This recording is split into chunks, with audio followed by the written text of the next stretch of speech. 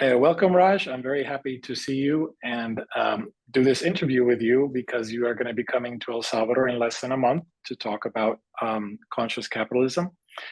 So please tell us who is Sisodia and what do you do? What do you dedicate yourself to? Well, thank you, Thomas. It's great to be with you. I'm looking forward to my visit to El Salvador, which will be the first time. I've been to a number of other Central American countries, but never had the opportunity until now. So I'm really looking forward to that. So I am a business professor. This is my 40th year of teaching business. I started as a marketing and strategy professor, but for the first 20 years, I was kind of stuck in what I would call the traditional paradigm of business, which is what we were all taught in business school. And business is only about profit and shareholder value maximization, and everything else is a means to that end. And I was increasingly dissatisfied with that story of business. I found that it was too narrow, that it resulted in us creating real suffering in the world for the environment, for communities, for even the well-being of our customers. We would sell them anything to increase profit, well-being of employees and their children, the well-being of suppliers. So there's a lot of unnecessary suffering in the world when we focus on just one thing. And so about 20 years ago, I shifted gears and starting to ask the question, is there a better way to think about business and marketing, especially? And that led me down a path to do some research, which then resulted in a book called Firms of Endearment, which uncovered the principles of what we now refer to as conscious capitalism. And so my whole life now is about conscious capitalism. Spreading that, I'm a co-founder of that movement, which is a nonprofit based in the US. We have chapters in about 25 US cities and about 15 other countries. And I'm also now a professor at Tecnológico de Monterrey in Mexico, where we have a conscious enterprise center. And we are trying to spread knowledge and practice around the principles of conscious capitalism throughout the Latin American world, but also globally as well. So you told us a bit about your journey, the 20 years traditional, old school, and then 20 years now really talking about the future, what's to come in the business sector, what is happening, that evolution, which in my head is like a transition or an evolution from a linear economic model to a circular economic model. Please tell us more about conscious capitalism, and if I'm right in thinking that we are evolving towards a circular economic model. Yes, so the circular economy would be part of what we would call conscious capitalism, but it's not exactly the whole thing or the same thing. Conscious capitalism is a rethinking of the fundamental aspects of what does it mean to be in business, asking the four questions of why, what, who, and how. And for each of them, there's a different answer. So under why, the old answer used to be make money. It's all about financial wealth. That's the only purpose of business. And many economists like Milton Friedman and others articulated that and reinforced that message. But we believe that's wrong. It's like saying that for you and I, our only purpose should be to make sure we make as much money before we die. Right? That's not the purpose of a human life. The purpose of a human life is to create positive impact in the world, leave a legacy, experience fulfillment, meaning. And so there should be a higher purpose to anything that we do as human beings, including companies. So the company can have its own higher purpose, which is aligned with solving some real challenges that exist in the world and finding profitable solutions to those challenges. Because the important thing is that we need to solve the problems. Also, we need to be able to have a profit model, business model around it. Otherwise, it cannot be done by a business. If there's no profit model possible, it still needs to be done. Maybe the government has to do it or nonprofits have to do it. But we believe that in most cases, that's the magic of business, that we can actually solve real problems. So there has to be that higher purpose, the why, that is separate from the need to make profits. We have to make profits, but that's not why we exist.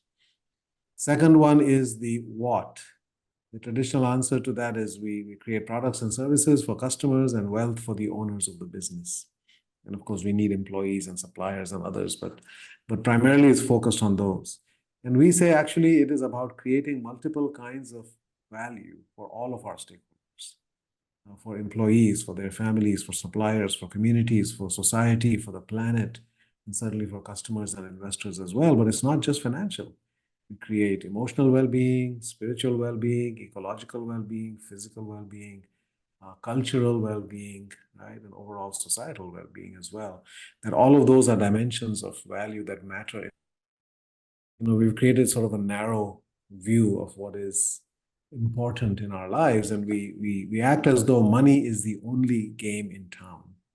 But there are many other things that matter. There are many other games in town. So we have to, as a business, we recognize that we have an impact in people's lives in multiple dimensions, right? Not just money part, but other things as well.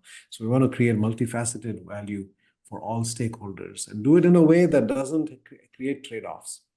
That you don't have to take away from employees in order to give lower prices or higher profits to investors, right? That there's a way to do it. And that's the magic of conscious capital. There's a way to do it where everybody can flourish at the same time. Everybody matters and everybody wins in that model. The third one is who, which is about leadership. Who are we as leaders? And here again, the traditional approach is leaders who are people who deliver the results, get the bottom line, the share price. And actually, we believe that conscious leaders are there to take people to a better place. They're there to elevate our existence. They're there to serve the purpose of the organization and the people of the organization, all the people, including customers and community members and so forth. So these are leaders who are very much motivated by taking people to a better place and making life better and creating a better future. It's not just about delivering the numbers. They care about the people who they serve and who they lead. And then the fourth one is the culture, the what, rather the how. How does it feel to be part of this business? And there, if you look at the data on employee engagement, for example, you find extremely low levels. Globally, I think it's 23% employee engagement according to Gallup. And so most workplaces have a tremendous amount of not only disengagement, but also fear and stress. People are burned out. People are burning out at a massive rate around the world.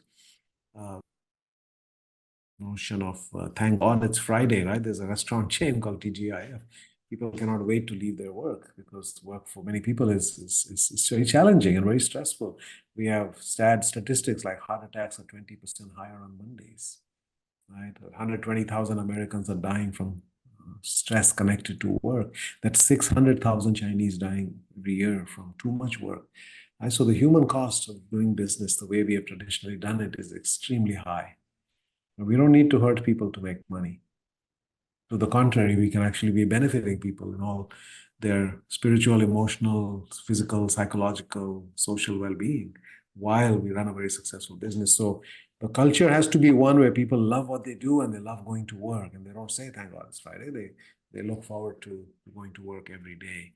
And they're highly, highly engaged and productive and creative. So those are the four pillars of conscious capitalism. And when you combine into what we might call a conscious strategy, right? That we see how our purpose is aligned with all of our stakeholders, that they all actually care, right? So we have employees who care about that purpose, customers who care about that purpose, investors who care, right? And likewise, the core values that we have in the company that are in our culture are also core values that we share with all of our stakeholders. So when you start to create a strategy that has all of these four pillars working together, then you start to see the synergistic multiplier effect of doing them all. If you do any one of those four things, you will actually find much better outcomes as a business. You will deliver better results. If you just become more purposeful, or if you just become stakeholder oriented, or if you just change your approach to leadership, or you focus on the culture. But when you start to do all of them, then you start to see a dramatic impact. And this is why we have seen in our research that companies that truly do this well and do it in all of the four pillars can have dramatic levels of outperformance in terms of financial returns and growth. So in Firms of Endearment, the book that I wrote that came out in 2007, where I discovered these principles, I found that the publicly traded companies that we had, 18 companies that practiced this way of being as a business, right? They had all of these four pillars in place. They outperformed the S&P 500 index by 9 times, 9-1 over a 10-year period, right? It's a dramatic outperformance. Because again, they've got all of these things working in harmony to create extraordinary amounts of value for everybody. And that's really the secret of conscious businesses, right? You create so much more value that even though you're paying your people much better, and you're providing great value to your customers, and you're paying your suppliers well, and you're investing in the community and investing in the environment and paying taxes at a higher rate than average, your investors are still doing better, far better, right? Because some game. In business, it doesn't have to be that if I win, you lose. The magic of business is a way that we can figure out that everybody wins, everybody does well at the same time. And it can be done, it is being done. So those are the principles of conscious capitalism. And the stakeholders include the environment, other species, and society, right? Which is why it's a very important theme, I think, for Sustainability Week, because sustainability is about planetary sustainability, environmental sustainability, and of course, human sustainability as well. So we have, with conscious capitalism, not only a business case, but we have a planetary case to make for this, and we have a societal case to make, and a human case. And all of those go together. Otherwise, if you just have a business case and we do something but it's causing harm, then that's not acceptable. In the past, that was widely practiced. If you had a business case, you did it. But now, those other three dimensions as well. Traditional economic theory talks about pursuing scarce resources, and you're talking about abundance. Ultimately, yes, the model is about abundance, and it's a whole new different way of looking at business. So why should the Salvadoran business sector in El Salvador listen to your conference? It's so novel what you're seeing, what you're going to bring to the table. You kind of already answered that, but why is it so important? Yeah, I think it sounds novel, and for me it was when I started writing about this and researching it, because it ran contrary to what I was taught in my 4 years of PhD and 2 years of MBA, right? Because traditional economics is based on a distorted view of what it means. They look at us as Homo economicus, right? We're economic animals. Everything is about calculating what's in it for me and how can I maximize what's in it for me. It's all about me, and it's all about short term and all about material, right? And nothing else matters, right? Everything is materialistic. That's not a human being. Real human beings, Homo sapiens, as we are, we have so many dimensions to us, right? We are self-aware. We are rooted in love. It's a fundamental human quality that we have to give and receive love. We are altruistic. We do things without expecting anything in return. We are incredibly cooperative, right, with each other and with other systems, more so than any other species. And we are purpose-driven. There's a hunger for meaning and purpose inside every soul of every human being. And if you don't tap into all those things as a business, then in fact, we are creating a business that is not actually tapping the full human. 6 years of business education, it was all about the head and the wallet, right? It bypassed the soul and the heart in between. And we have to bring back the soul, heart and soul into business, right? And that's when, so what my hope is and my expectation, because I've done this a lot now, spoken all over the world about this, is that the business leaders in El Salvador will find in this a message that will resonate with them at a human level. It's not just a head-to-head communication that will happen. It's really head to heart as well, and heart to heart as well, and recognize the beauty and the richness that is possible in business. Business can be incredibly noble. It can be heroic. It can be beautiful when it is done in this way. And it is at one level a matter of reducing risk, because if you do not do these things, I don't think your company in the long term will be able to thrive or survive. These are becoming essential things. People are looking for companies to do these things, right?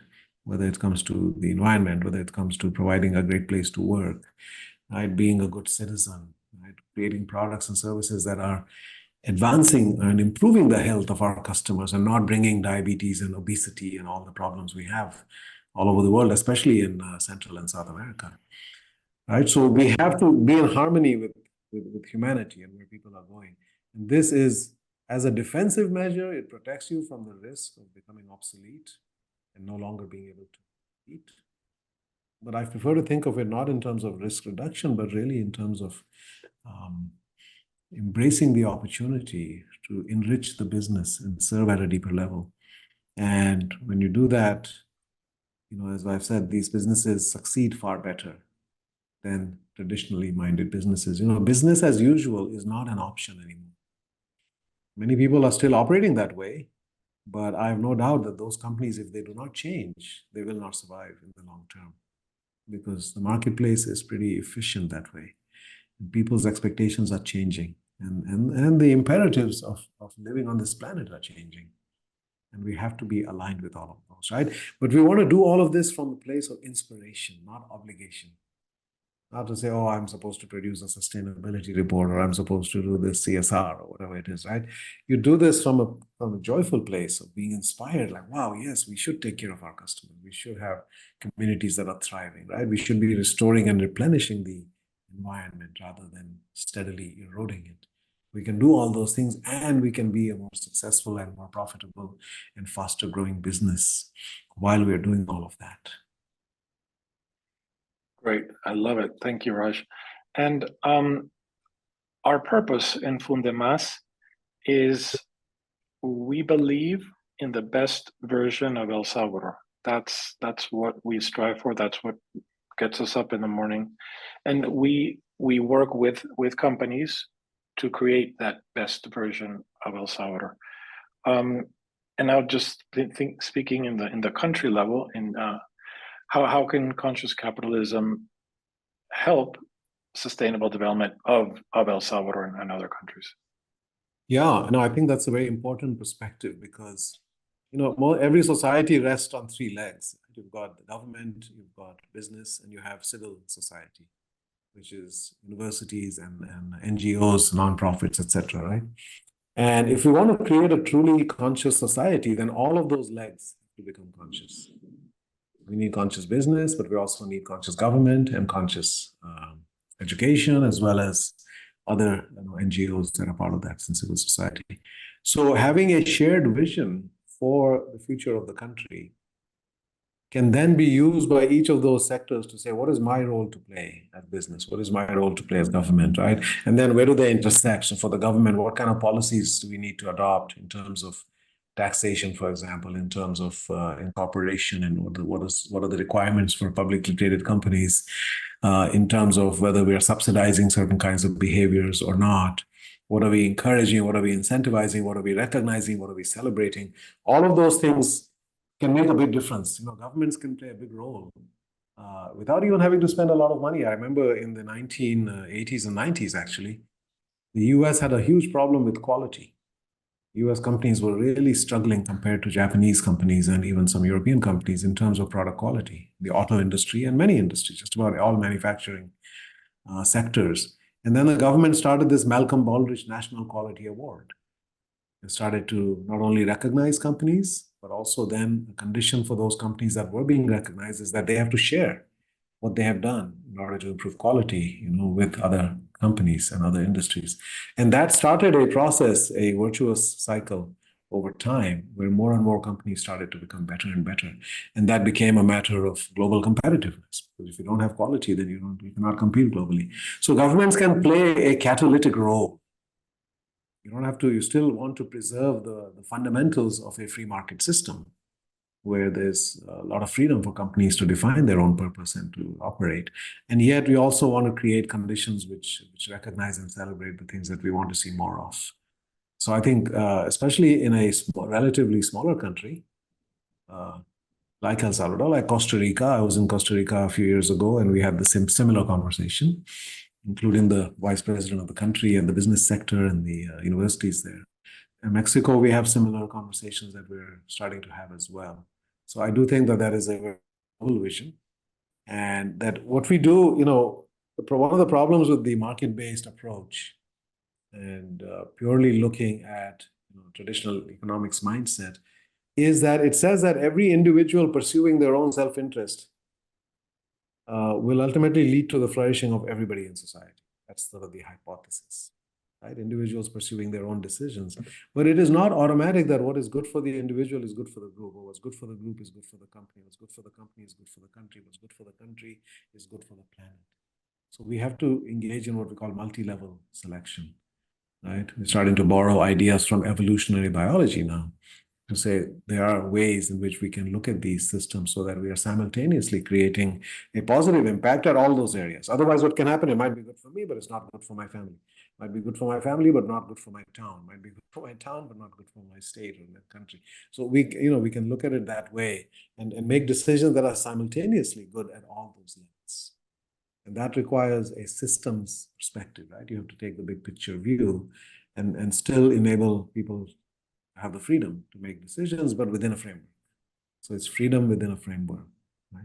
And I'm excited to learn more about what the vision is for El Salvador going forward. I've seen versions of that, I think, in Ecuador some years ago.